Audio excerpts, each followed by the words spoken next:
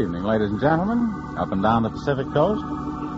The familiar theme, Don't You Remember, which is a composition of the gentleman sitting at the four keyboards, Mr. Richard Aurandt, brings us another program of organ music coming to you from Columbia Square in Hollywood. How are you tonight, Richard? Pretty good, Jim, but to bring the microphony over here where I can talk, too. Oh, want to be heard, huh? I should say so. I've got to shoot my bazoo off once in a while. How are you, James Bannon? We're practically in the dark. No footlights. This may be a very uninspired program tonight. Well, doggone things, they shine in your eyes. Oh, this is your doing. Mm-hmm. I was about to jump old Brother DeHaan out. Incidentally, I have to apologize to you for something that happened last week on the show. Yes. Do you remember that I told you that we had a very fine gentleman that was kind of prospecting around for a television show idea? Yes. And that he wanted to hear what we would sound like or do, what we'd look like doing a show, and we started to make a tape last week. Yeah? Well, I've got news for you. They only got the first 10 minutes, and then the doggone tape was shut off, and there was a blank tape. And I went through 20 minutes of tape without a sound on it. I hope somebody explained that the last 20 minutes the tape was shut off. This wasn't really what we were doing. What is Nothing. That? What is that? Oh, Richard, come now. Be alert. Well, I get that. We were doing something. Well, anyhow, the point is this, that I think the gentleman might be listening again tonight. So, I think everybody's sufficiently confused now. Well, I know I am. Let's try this thing all over again. Let's make as though we were doing an actual audition for a television show. Now, we'll start with the whole theme and the whole works. We've got the cameras on.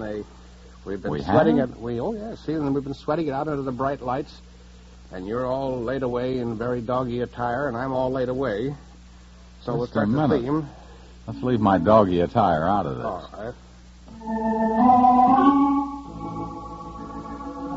We did this last week, too, you know.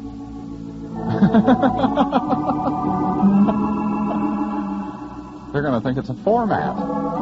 Well, it could be. Go on, come but on. not twice a night. Huh? Not twice a week. Sure. All right. We go on the air now. We're on the television. We can make up a whole program of this. I won't make a move till you hit the Celeste. I got it. There. This inspires me, you see, Richard. Good evening, ladies and gentlemen. Again, at 3:15 after 11 o'clock, we're coming to you from Columbia Square. The music of Richard Aurandt, the Hammond organ, the Nova chord. Wait a minute now. That's the same thing, Jim. Oh, that's right. Forgot all about that. You've got to give the camera a chance to pan around. As you say, the Hammond organ. Yeah, well, I'm so confused. You know, these cameras that we're using are so thin that I keep forgetting they're there. The music of Richard Aurandt at the Hammond organ. Now the camera pans around. There it is on the keyboard. Go ahead. The Nova chord.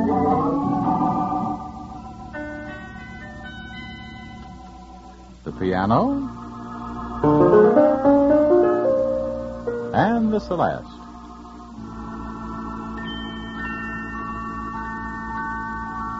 Not meaning to put you on a spot, Richard, how many keys are you surrounded by? Well, let's see. There's 61 on this keyboard and 61 here. That's 122, 88.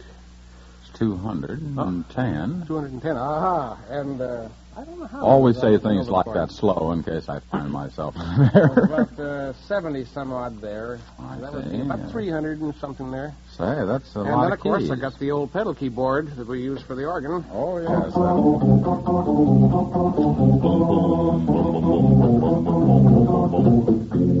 I better stop there. Make me join somebody else. Well, you see, by that time, they would have the camera on my feet to show that I was so doggone clever, you know. Oh, yeah. They'd say, gee, he plays with his feet. And I'd say, well, heck, I started out life playing with my feet as a baby. Yeah. Oh, Richard, please. Let's decide who's going to tell the funnies. You took this right out of my mouth.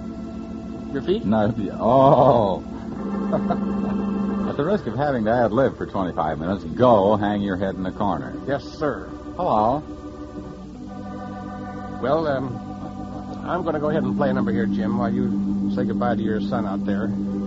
Here's that cornball tune, Jerry DeHaan. My engineer doesn't like this tune. He says it just gets in his hair, but we have to play it or we're not in style around here. Don't let the stars get in your eyes.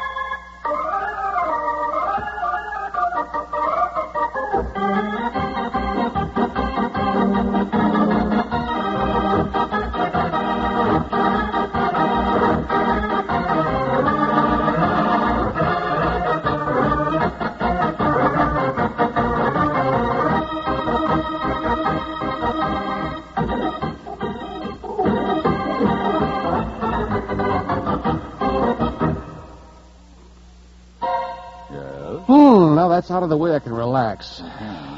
Say, by the way, this idea of talking about a possible furniture client didn't have much time to do anything about it, and consequently, my numbers were all cleared a week in advance, and they don't quite fit. Well, what would you talk about if you were, or what would you play about if you were going to play about different pieces of furniture? For example, if you knew Susie like I know Susie, then we could talk about Lazy Susans. Don't play it. It's not cleared. Oh, sure I can. It's cleared. I talked to Annie about it. You did? But that would be an idea. If you were selling a Lazy Susan, you could show a nice picture of it, and then... What's your deal?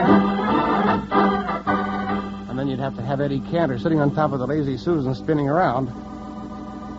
Yeah. And, or if you were trying to sell a nice rocking chair or a nice one of these rocking chairs got me? Oh, yes. But it wouldn't be an old one. Or do you think that's obvious, Richard? Well, it could, for a chair, this could be awful. I don't know how I happen to think of that. You know, it could be talent. For a chair. It could be Cherry Berry Bin. Yeah. Oh, you don't like that, huh? I like it. I just don't get it. For a bed, how about? Well, since we're going for real far-fetched things, we could always do When My Sugar Walks Down the Street and sell something in sugar pine. Oh. Don't you break my glasses, Richard. I'm topped. That's all. I'm going to play a real nice, pretty tune to take the bad taste out of people's mouths right now. From the crack that you made? Yes. Could be. Seriously speaking, folks, this is an idea of a tune for me that I think is one of the greatest that's been put out in a long time. It's called Nina Never Knew. And Jim Bannon had a very bad gag about the thing before it went on the air, that he said, what is a new? G-N-U-E. Nina, G-N-I-N-A. Never, G-N-E-V-E-R. New, G-N-U. Ooh. Aren't you ashamed of yourself, James? Terrible. I still don't know if we're talking about an old new or a new new. Well, no news is good news. And here we go. Not for the news hunters. For the new hunters, rather.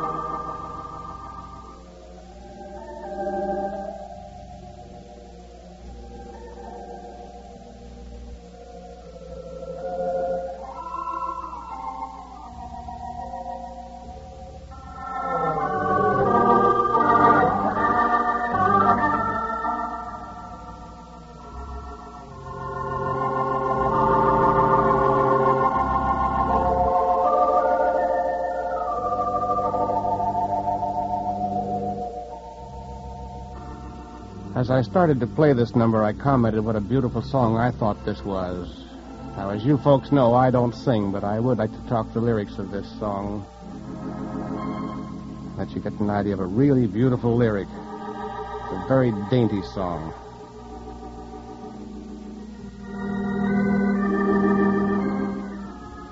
You know, girls were made to kiss. But Nina never knew.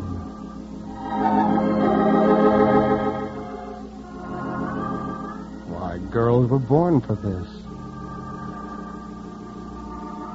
But Nina never knew. Sweet surprise filled Nina's eyes. She didn't understand. She didn't understand when I kissed her hand. White dreams began to stir deep down inside of her.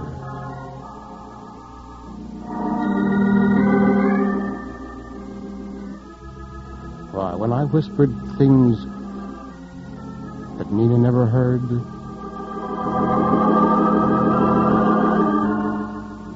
Nina's heart took wings with every tender word.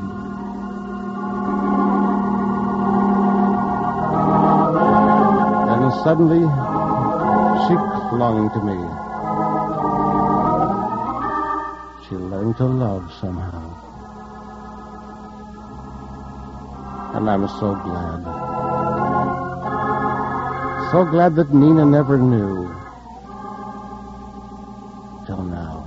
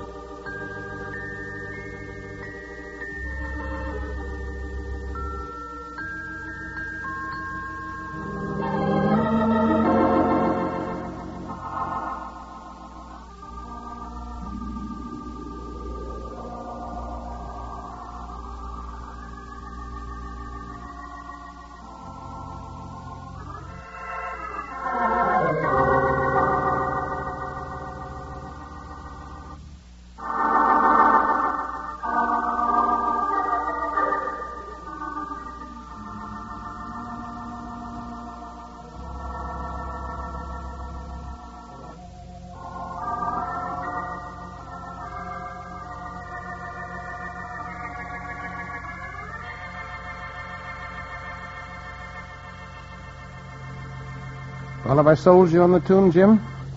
Yes, sir. You sound like a regular West Coast Franklin McCormick. Oh, I was trying to be like Ted Lewis. Oh, no. Ted Lewis?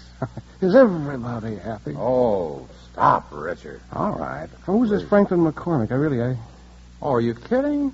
Seriously? Oh, this is a guy that came out of Chicago for many years. This is the greatest guy reading poetry that ever was, including Ted Malone, said Bannon. Oh, yes. Right, sir.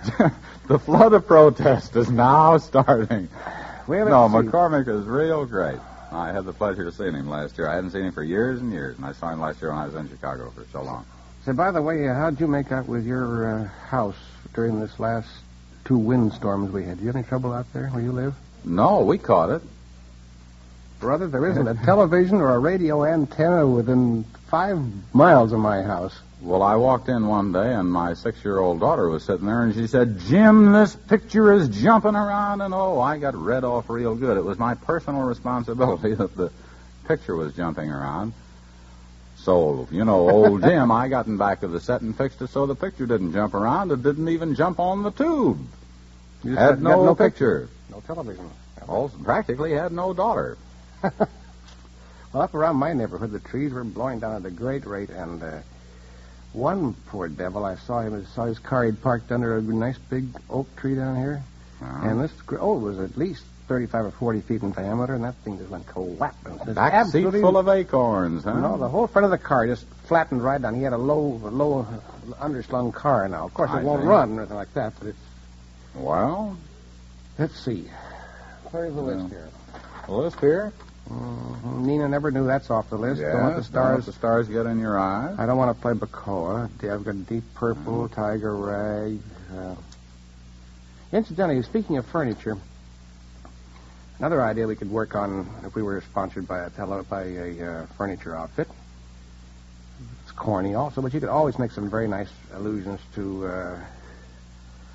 the Blue Room. Yeah. If Ann Brenton is on my throat tomorrow, Richard. No, I called her up. She said it was all right. Oh, all right. And, of course, if you want to get real swanky and talk about the furniture, you could be selling, you could have pictures of the various pieces and say, now, here's a very lovely settee that would go wonderful in a penthouse. You could go on like that for hours. Of course, you wouldn't dare. Here's one piece you would never dare use in connection with a furniture account. I'm afraid to listen. It's only a shanty in old shanty town. I've seen some shanties fixed up with furniture that looked very good, Richard. I'm sorry. I live in one. Pardon me? Let's Wrong again. Just a minute now. Okay, well, I think I'm going to play something that'll be for the uplifting of the... Play Deep Purple. Deep Purple now? Yeah. I just got through playing a slow one. Don't you got to play a fast tune in there? Or no, maybe something more... No, I don't know. One Deep Purple? Deep Purple it is, then. The reason I say play Deep Purple, the first network show I ever did in my life, I did out of KMOX in St. Louis. I'm safe in saying that. It's CBS.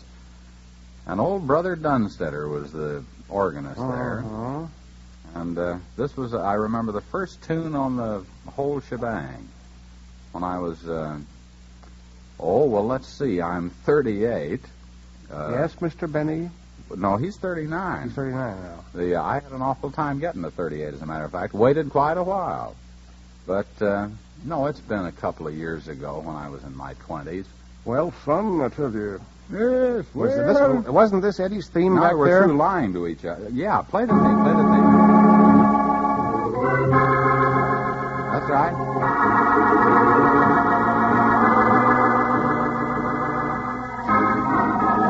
Something like that. Open your eyes.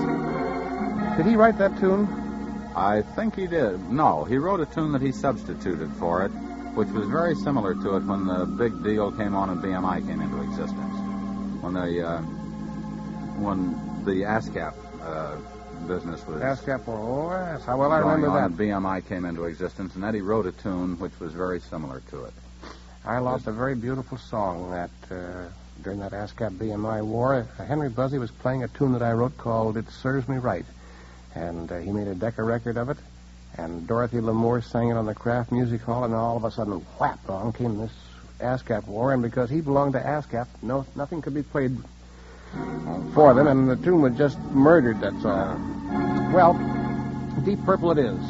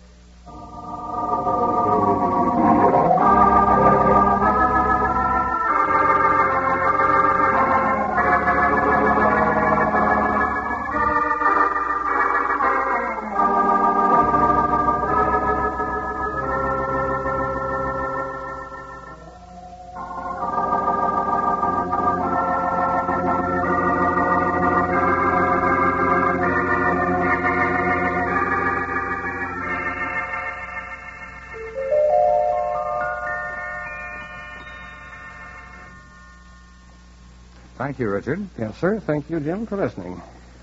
Well, let's see. Anything more to talk about? Oh. Hey, I've got news for you. I'm very proud of my son. He got arrested for making a left-hand turn here 4 or 5 weeks ago on his motorcycle. Of course, the kids riding the motorcycles, they always look like they should be doing something wrong if they're not. So I said, will you go down and... He says, the man across the street actually put out his left hand to make a turn, and so I thought I had a right to make a turn the same way because we were both facing each other. He said, but the officer didn't see the left-hand turn, and this brought up quite a problem as far as traffic rules are concerned. So the little guy went down there, big as life, little teenager, and stands up before the court today and pled his case with the judge, and he got it dismissed. Oh? I think I've got an attorney on my hands. Yeah, what's he doing next week? I have a traffic ticket. Traffic ticket? By golly, he can do better. Every time I go down, the judge just doubles the fine. Yes, well, I disappear every so often for a while. Well, Jim, I think I've just about got time to play one more tune, and I want to play something real serious for the folks. Do you mind if I get a little serious, go right more ahead. Dignified? All right. All right.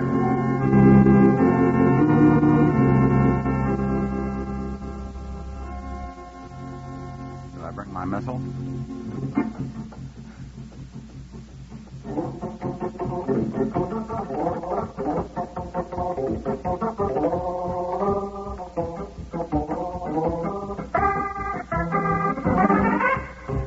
Definitely.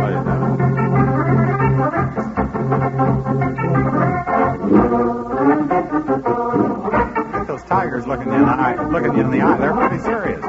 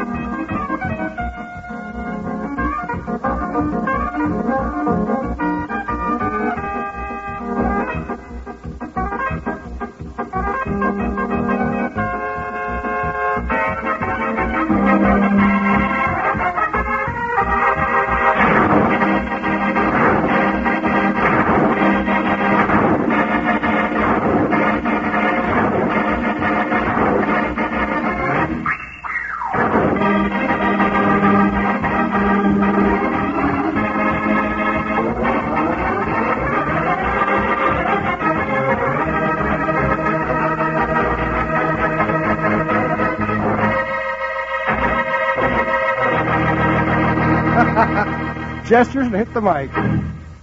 I presume that was a boy tiger whistling at the girl tiger. Why, sure. Would you like to play the theme so that there's something under me while I sign you off?